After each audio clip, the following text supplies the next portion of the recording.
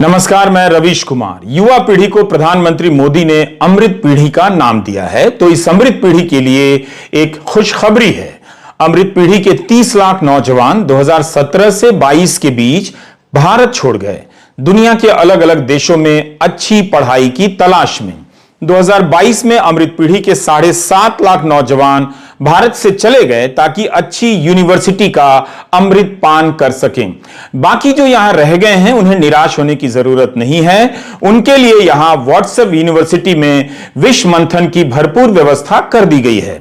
हम साफ करना चाहते हैं कि अगर आपको भी कभी मौका मिले तो जरूर विदेशों में जाइए। जीवन में अच्छी यूनिवर्सिटी का लाभ उठाने का अवसर मत गंवाइए। लेकिन पहले इस वीडियो को जरूर देखिए कि युवा पीढ़ी का सत्यानाश कैसे किया जा रहा है। झूठ के हवन कुंड में अमृत पीढ़ी का स्वाहा स्वाहा किया जा रहा है। दिल्ली विश्वविद्यालय में हर साल करीब 70,000 सीटों पर बीए बीएससी के लिए नामांकन होता है। इस हिसाब से दिल्ली विश्वविद्यालय की क्षमता से 10 गुना अधिक छात्र विदेश चले गए, यानी 10-10 दिल्ली यूनिवर्सिटी के बराबर छात्र विदेश चले गए।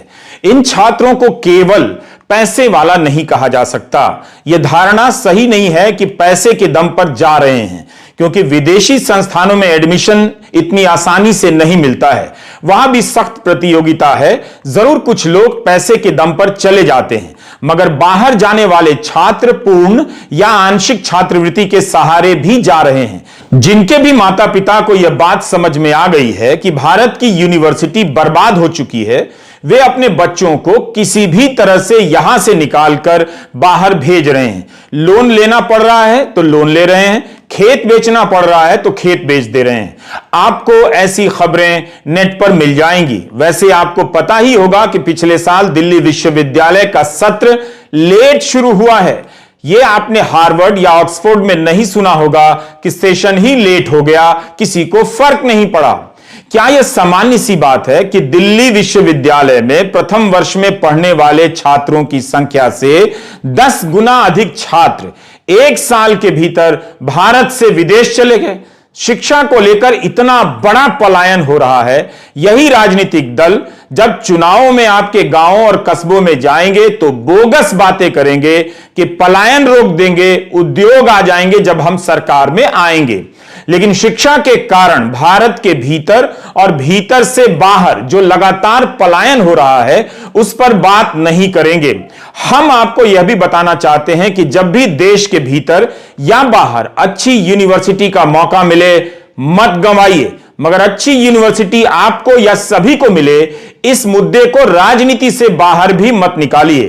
कितनी खुशी की बात है कि आपको पढ़ने के लिए मिलती है 3rd क्लास यूनिवर्सिटी और आप कहलाते हैं अमृत पीढ़ी। तभी मैं कहता हूं कि इस देश की जवानी की कोई कहानी नहीं है, ना हो सकती है। उम्मीद है आप अमृत पीढ़ी कहलाने पर पार्टी कर रहे होंगे। अगर भारत की किसी यूनिवर्सिटी पर रिसर्च करना चाहते हैं कि कैसे एक यूनिवर्सिटी में छात्रों को बुलाकर बर्बाद किया जा सकता है, तो आप बिहार की मगध यूनिवर्सिटी पर रिसर्च कीजिए। 2 जनवरी 2023 को छपी प्रभात खबर की यह रिपोर्ट आप देख सकते हैं। यह दुनिया की पहली यूनिवर्सिटी होगी जहां 2018 में बीए में एडमिशन लेने वाले छात्र को 5 साल बाद भी डिग्री नहीं मिली है। 23 जनवरी के प्रभात खबर में ही एक और खबर छपी है कि बिहार के मगध विश्वविद्यालय के 1.5 लाख छात्रों को राहत मिलेगी। जनवरी के अंत तक रिजल्ट निकलेगा। इस विश्वविद्यालय के वाइस चांसलर पर भ्रष्टाचार के गंभीर आरोप लगे, इस्तीफा देना पड़ा और अब तक फरार हैं। 3 साल का बीए 5 और 6 साल में नहीं हो सका, लेकिन इस दौरान कई वाइस चांसलर आए और चले गए। सबकी दुकानें चलती रहीं। यहां पढ़ने वाले गरीब और साधारण घरों के बच्चे हैं, जिन गरीबों के नाम पर इस देश में सरकारें चलती हैं। यूनिवर्सिटी के चांसलर बनाम राज्य के शिक्षा मंत्री की बयानबाजी के बीच जो हुआ है बिहार में वह अक्षम्य है। इस यूनिवर्सिटी से जुड़ी खबरें आप निकाल कर पढ़ेंगे तो चक्कर खाकर गिर जाएंगे। गनीमत है कि भारत के युवाओं की राजनीतिक समझ धर्म और जाति की राजनीति के कारण बर्बाद हो गई है, वरना उन्हें इस बात से बहुत तकलीफ हो सकती थी। इस तल्ख अंदाज में यह बात ना कही जाए, आप ही बताइए किस तरह से कही जाए। जिस देश में हर साल 7 लाख छात्र विदेश पढ़ने जाते हों और उससे कई गुना ज्यादा लाखों छात्र कॉलेज में एडमिशन कराने के बाद बर्बाद कर दिए जाते हैं, उस देश में यह बात किस अंदाज में कही जाए। हमने केवल मगध यूनिवर्सिटी का उदाहरण दिया, न जाने कितनी ऐसी यूनिवर्सिटी देश भर में पसरी होंगी। जब सरकार से पूछा जाता है कि विदेशों में कितने लोग स्किल इंडिया की ट्रेनिंग लेकर जा रहे हैं, तो सरकार कहती है उसके पास ऐसा डेटा नहीं है, मगर उसी सरकार के पास इसका डेटा है कि विदेशों में पढ़ने के लिए कितने छात्र भारत छोड़कर जा रहे हैं। अमृतकाल में यह एक अच्छी बात है, लेकिन छात्रों को पता चल गया है कि भारत में पढ़ना भविष्य के साथ खिलवाड़ करना है। यह उससे भी अच्छी बात है। 2017 में 4.5 लाख छात्र विदेश गए भारत से पढ़ने के लिए। 2022 में यह संख्या 7,50,000 से अधिक हो गई। जब बजट भाषण में वित्त मंत्री सेंटर फॉर एक्सेलेंस का नाम लेती हैं और तालियां बजती हैं, तो इस संख्या को याद कीजिएगा कि इतने छात्र भारत छोड़कर किसी और देश के सेंटर फॉर एक्सेलेंस में चले गए। राष्ट्रपति ने अपने अभिभाषण में कहा है कि मोदी सरकार के 8 साल में हर दूसरे दिन एक कॉलेज बना है और हर सप्ताह एक यूनिवर्सिटी बनी है। इसका हिसाब लगाते हैं, एक साल में 52 सप्ताह होते हैं। हर सप्ताह एक यूनिवर्सिटी बनी है तो एक साल में 52 यूनिवर्सिटी बनी है और 8 साल में 416 होती है यह संख्या। जिस देश में 8 साल में 416 यूनिवर्सिटियां बनती हों, उस देश की सेंट्रल यूनिवर्सिटी में 20 से 30% पद असिस्टेंट प्रोफेसर से लेकर प्रोफेसर के खाली हैं और उस देश के 6 से 7 लाख युवा विदेश जाकर पढ़ रहे हैं।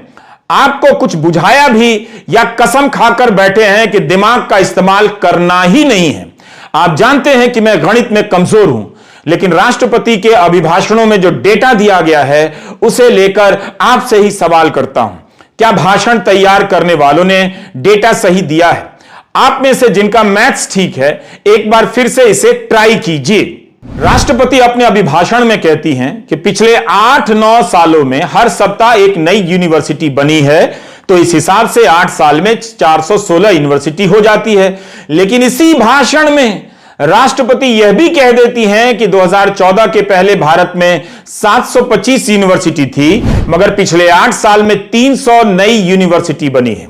आप राष्ट्रपति के अभिभाषण में बिंदु 66 पर जाकर देख सकते हैं। गूगल सर्च कीजिए तो पूरा भाषण भी मिल जाएगा। क्या 416 और 300 में फर्क नहीं? भाषण में लिखा है कि हर सप्ताह एक यूनिवर्सिटी बनी है, तो उस हिसाब से यह संख्या 8 साल में 416 होनी चाहिए, लेकिन संख्या बताई गई 300। अभी हमारा सवाल और भी है, अगर 400 या 300 नई यूनिवर्सिटी बनी है तो सरकार को बताना चाहिए था कि इनमें कितने प्रोफेसर, असिस्टेंट प्रोफेसर, कर्मचारी नियुक्त किए गए हैं, कितने छात्रों ने एडमिशन लिए हैं, इनमें से कितनी सरकारी यूनिवर्सिटी हैं, कितनी प्राइवेट हैं। राष्ट्रपति के अभिभाषण में इसे विस्तार से बताया जा सकता था, बल्कि सांसदों को सवाल पूछना चाहिए ताकि सरकार को जवाब देने का मौका मिले। उसके बाद यह सवाल भी जरूर पूछना चाहिए कि अगर 300 नई यूनिवर्सिटी बनी है तो उसके बाद भी 6 से 7 लाख छात्र हर साल विदेश क्यों जा रहे हैं?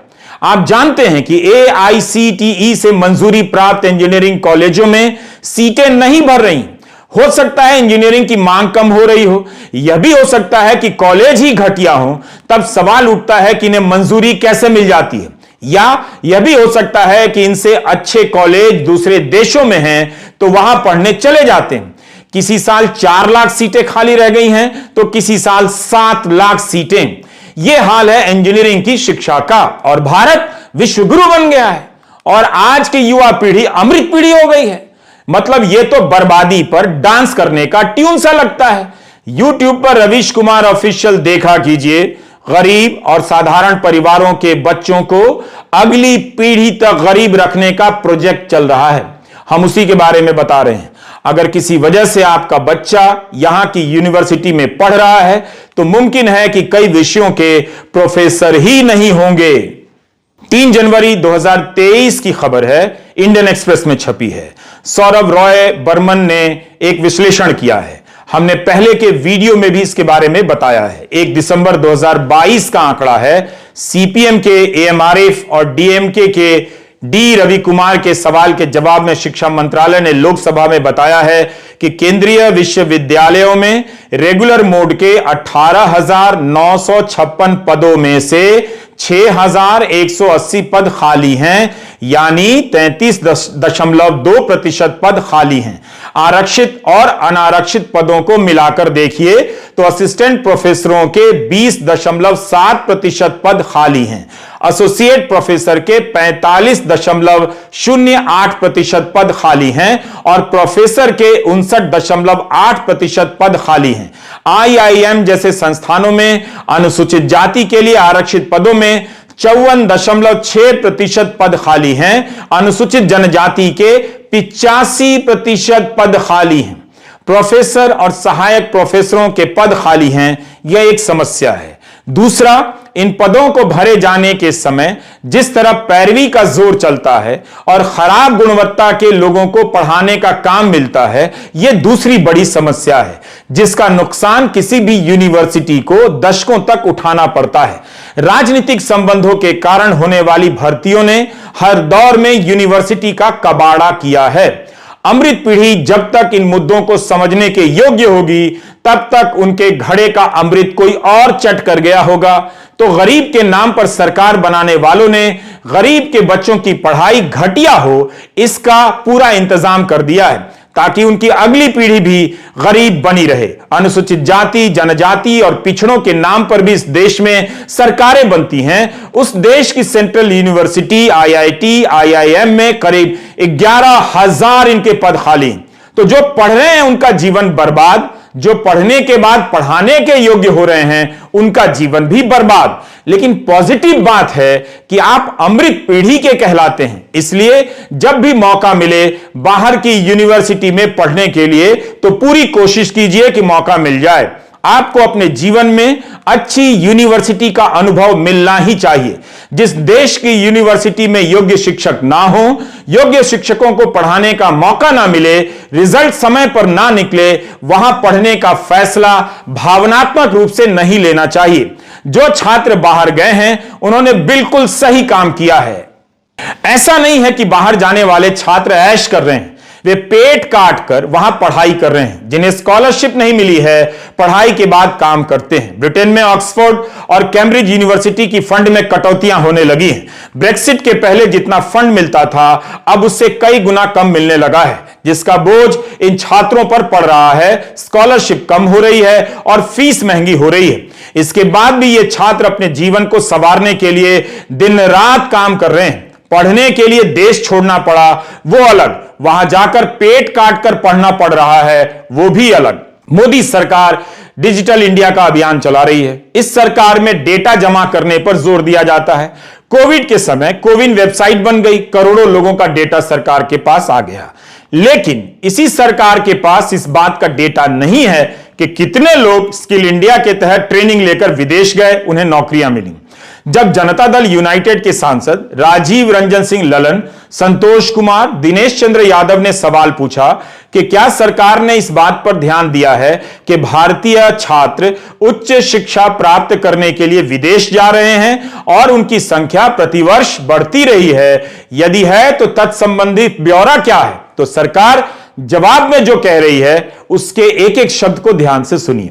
शिक्षा राज्य मंत्री सुभाष सरकार अपने लिखित जवाब में कहते हैं कि उच्चतर शिक्षा के उद्देश्य से विदेश जाने वाले भारतीयों की श्रेणी को अधिकृत करने हेतु कोई सूचकांक नहीं है। उच्चतर शिक्षा के लिए विदेश जाने वाले भारतीयों का उद्देश्य या तो उनके मौखिक प्रकटन या आप्रवास अनापत्ति के समय उनके द्वारा प्रस्तुत गंतव्य देश के वीजा के प्रकार के आधार पर मैन्युअल रूप से दर्ज किया जाता है। यह संसद की हिंदी है। इस जवाब का क्या मतलब है? मैन्युअल रूप से दर्ज किया जाता है। विदेश जाने वाले भारतीयों की श्रेणी का सूचकांक नहीं है। 1 फरवरी के बजट के दिन हमने एक वीडियो किया अमृत पीढ़ी पर। उस वीडियो में इंटरनेशनल स्किल सेंटर के बारे में बताया। लोकसभा में सरकार से पूछा गया कि प्रधानमंत्री कौशल विकास योजना के तहत ट्रेनिंग लेने वाले कितने युवाओं को विदेशों में नौकरी मिली है। तब 19 दिसंबर 2022 को केंद्रीय मंत्री राजीव चंद्रशेखर जवाब देते हैं कि मंत्रालय इस तरह का आंकड़ा नहीं रखता है। लेकिन 6 फरवरी 2023 के जवाब में शिक्षा राज्य मंत्री सुभाष सरकार तो कुछ और ही कह रहे हैं।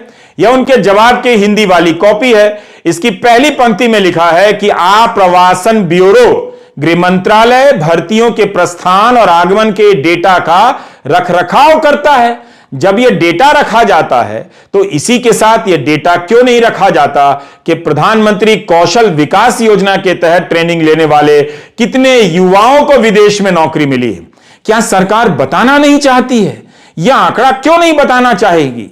जब आप विदेशों में जाने वालों का डेटा रखते हैं, गृह मंत्रालय रखता है, तब यह डेटा क्यों नहीं रखा जा सकता कि पीएम कौशल विकास योजना का लाभ उठाकर कितने युवाओं को दूसरे देशों में नौकरियां मिली हैं? इससे तो सरकार की तारीफ होती।